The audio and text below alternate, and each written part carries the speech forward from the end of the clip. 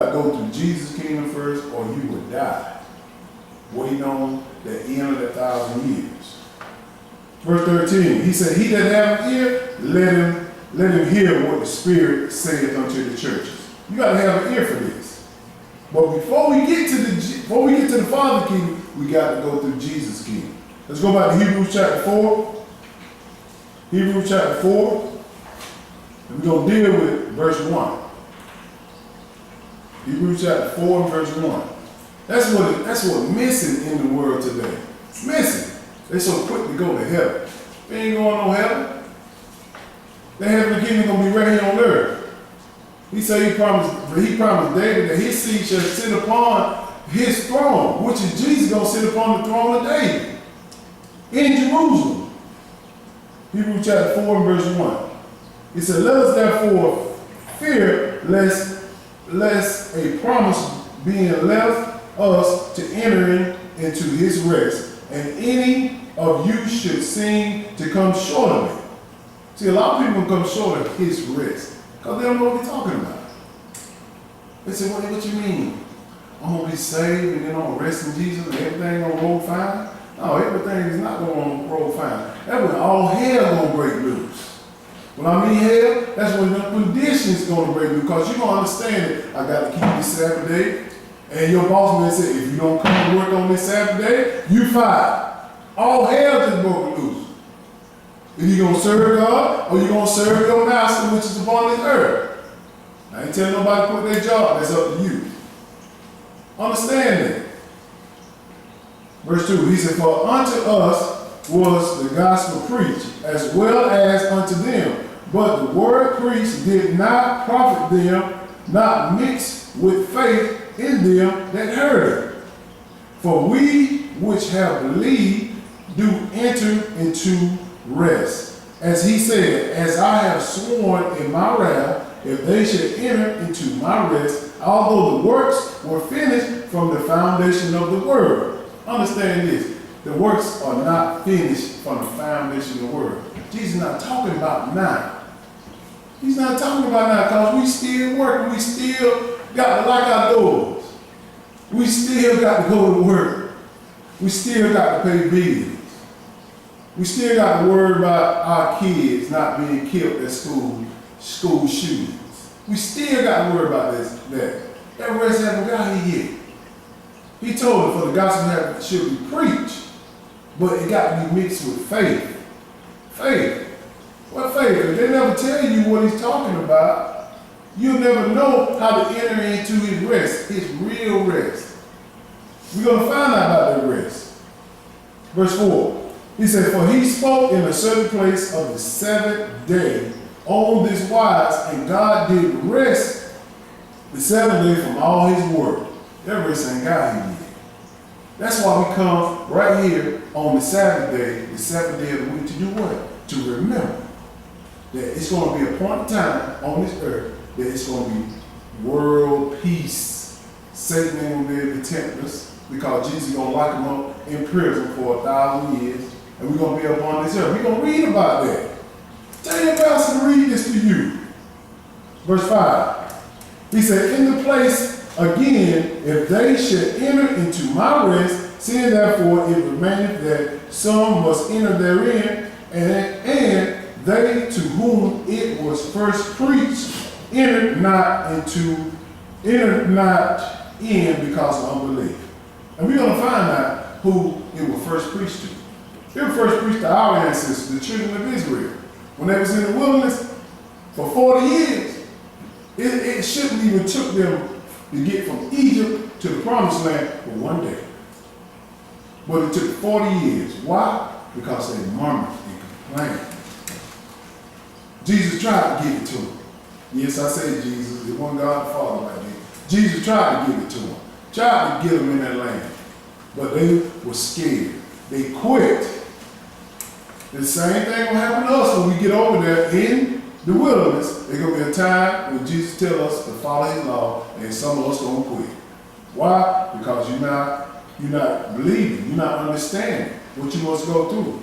One thing I like about this God, he said, I'm the same yesterday, today, and forevermore. Whatever I did in the past, I'm going to do in the future. It ain't going to change. Ain't none of this changing. But he said, because of unbelief, verse 7, and he lived a certain day, saying in David, today, after so long a time as it is, and it is said, today, if ye would hear his voice, harden not your hearts. Don't harden your heart when he tell you about these laws and statutes you got to keep. Don't harden. Verse 8, for if Jesus had given them rest, then would he not afterward have spoken of another day? So we understand, this is not talking about today. This is not talking about that. He's talking about a rest period that's going to be peaceful upon this earth. That's why I'm talking to you all about the destruction that happened in this earth, so you understand. It's going to make you want to quit. It's easier to do wrong than do right. Because there's no effort. Why? Because you got people that are doing wrong. You can hook up real quick. Real quick. Verse 10.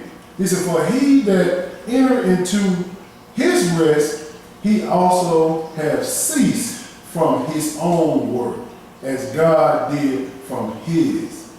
So we're talking about something way out there in the future. Way out there. Verse 11. He said, let us labor therefore to enter into that rest, lest any man fall after the same example of unbelief. The same example of unbelief. You read this, most people in the church don't understand what I'm talking about. Why? Because he haven't taught you about the Israelites. When they was in the wilderness for 40 years, those ones that was 19 years and older, they didn't enter into the promised land. And he said they will not enter into his rest coming up in 1,000 years rest. Let's go to Psalms 95. Let's look at that. And he told us this. You got to get to this rest, y'all. And don't quit on it. Because if you quit on this rest, guess what? It's going to be hell that you're going to have to go through. And I'm not talking about a condition like paying bills. I'm talking about the lake of fire. Psalms 95 and verse 7.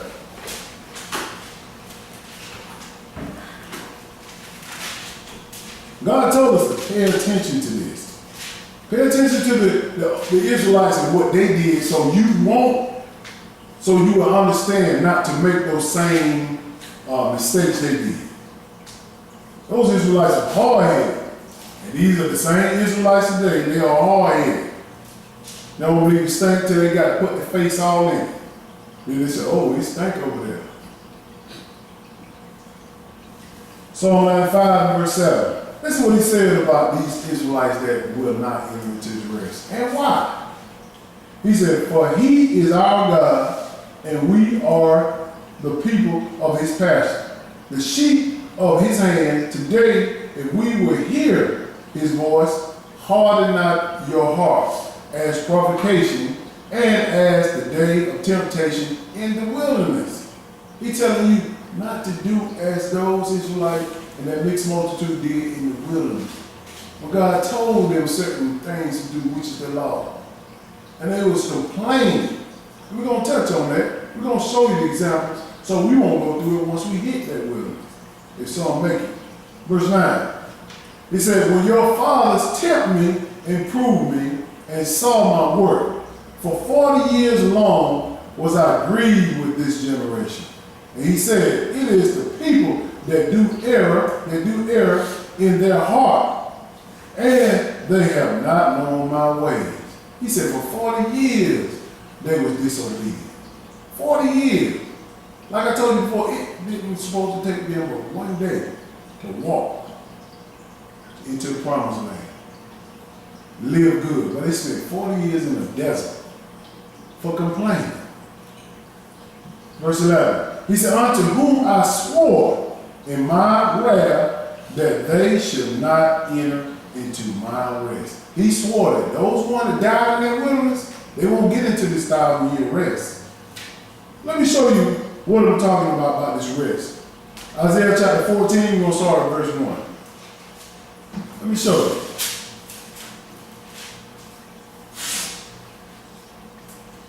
See, people don't understand. Don't worry about your boss. Don't worry about the people that's run this world, that got all this money. They're gonna be my slave. They're gonna be under my feet if I make it. And we're gonna read it. We're gonna understand this. This is the rest that you must enter in. The ones that got rulership of the world now, if they make it in that first resurrection, they're gonna be, I'm telling you, they're gonna be our slaves. Well, look at that. Isaiah chapter 14 and verse 1. It says, "For the Lord will have mercy on Jacob, and will yet choose Israel." Talking about the same people, which is the children of Israel. "And set them in their own land, and the strangers shall join with them, and they shall cleave to the house of Jacob." Because in this end day, these people gonna know that we are the chosen people, and they're gonna say, we're gonna come with them so we can get a blessing, so we can be saved. They don't understand that the Israelites, the so-called Negroes all over the world, are the chosen people. Now listen what he said right here. Verse 2. "And the people shall take them and bring them to their land." These people gonna take us and bring us to our land.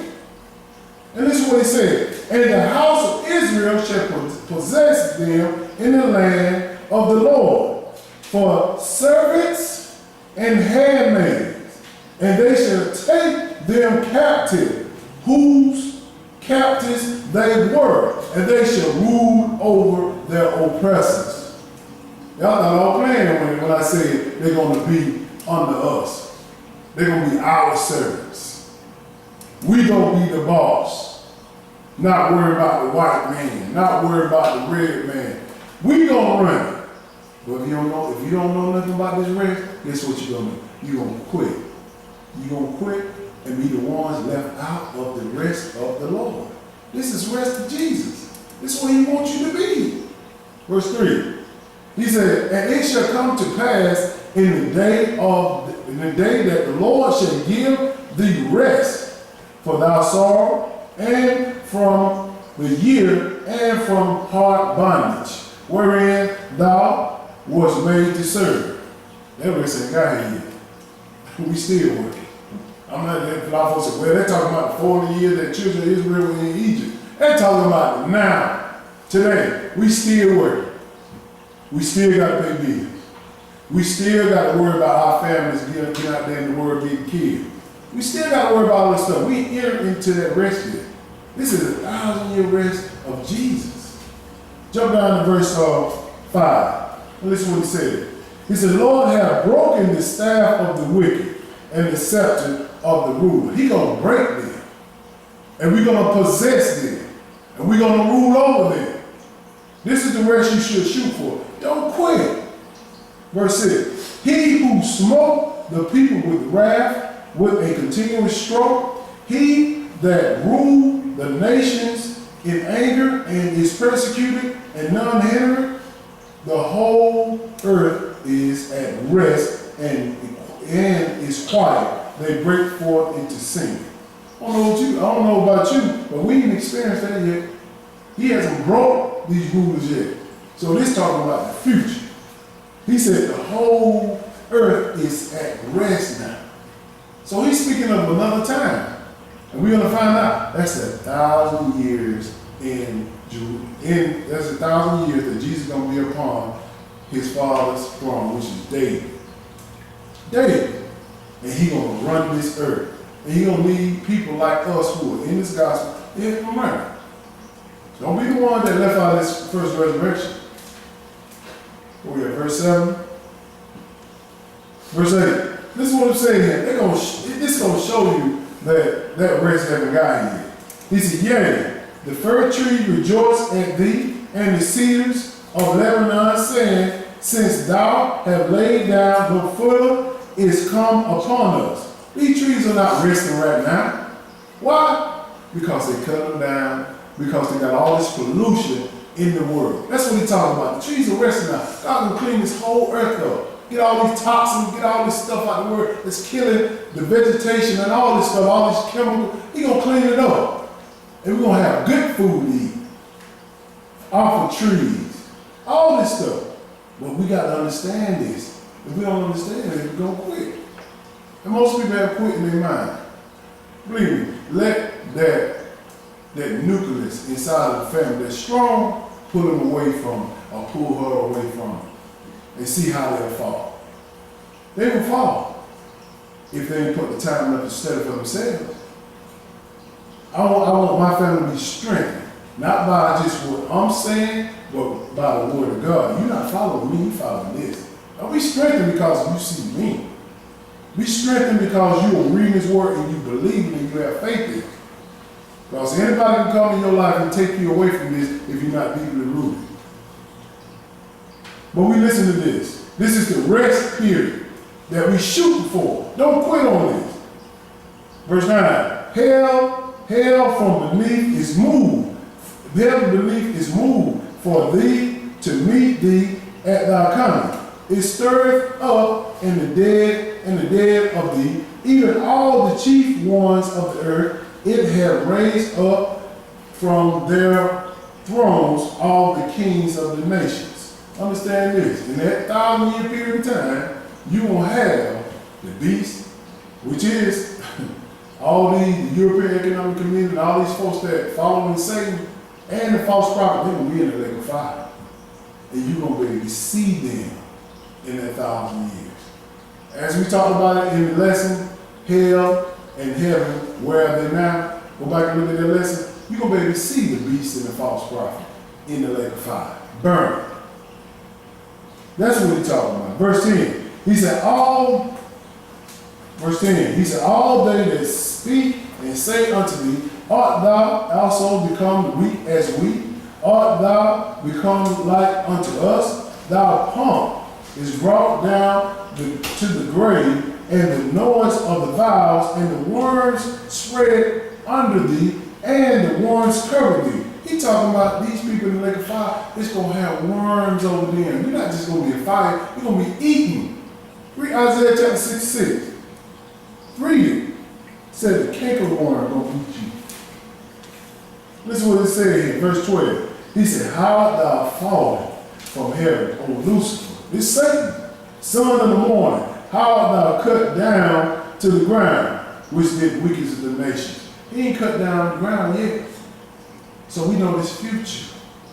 He's not cut down. Let me show you what God will put him in. Because you cannot have rest upon the earth when the biggest rest breaker is ruling it, is running it. Let's go to Revelations. Revelation chapter 20.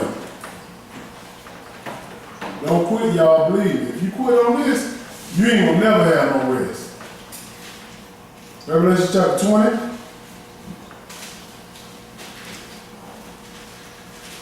But we got to understand the logistics. We got to understand how God operates and what His Word say.